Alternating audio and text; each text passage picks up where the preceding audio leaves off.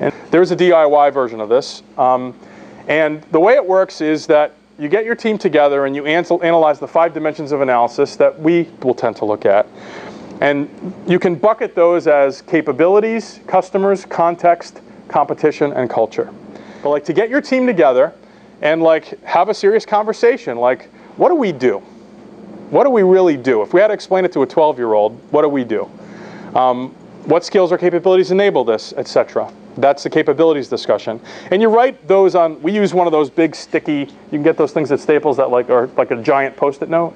And we scribble those and we like record it and transcribe it later on. For things like customers, what kinds of customers pay us? Why will they pay us? Who will decide whether to pay us within those customers? Like capture these ideas. And again, on Post-it notes, you're capturing this stuff sort of frantically. Context. How do we define our market? What's the state of that market today? Are we selling, looking for customers that are needles in a haystack? Or are we shooting customers like fish in a barrel? You can read the rest of these. Same for culture. What's most valued in our culture? What do people celebrate? Oh, you're talking to your friend, to succeed at this place, you really got to be, and you want to get all that into the hopper as you begin to noodle on what OST is. And the work Mac talked about is to get to the simple distillation. It's like making whiskey. You need like 80 gallons of like sour mash to make 4 shots of really high-grade bourbon. This is the sour mash part. And then finally competition. Okay? So you go through all that Post-it notes, and then you force yourself to take a step back from all that paper and all those words and say, all right, what are the 3 kind of most important things? Capabilities, customers, culture, etc. And sort of like in clauses, like put those onto a single piece of paper. And then you sort of marinate in that for a while. You noodle on it, you sort of ask smart or creative people like to get their thoughts.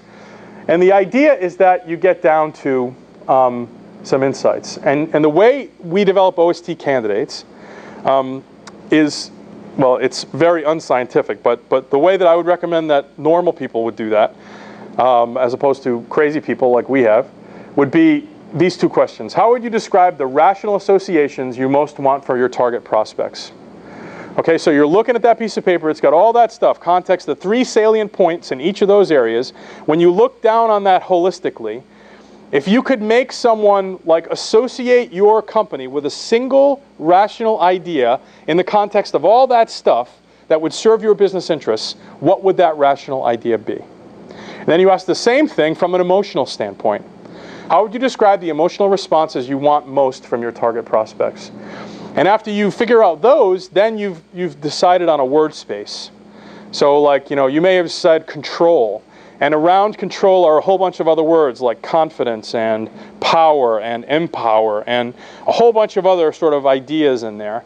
And then you want to start to, so now you're zooming in. Now we're at the 10,000 foot, the tree line kind of, zooming down to sort of get to, okay, in this word space, it's these 4 things. And out of that will come a set of candidates. And first, is to put those candidates against the criteria that we identified earlier, true, relevant, motivating, and distinct.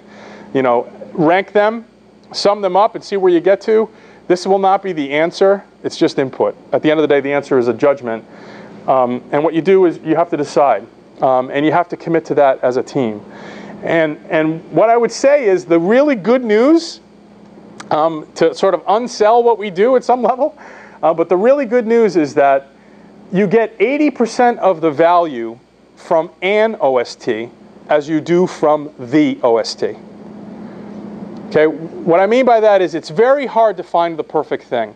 But having gone through a process this thoughtful, you're unlikely to come up with something that's just stupid, that's value destroying, right?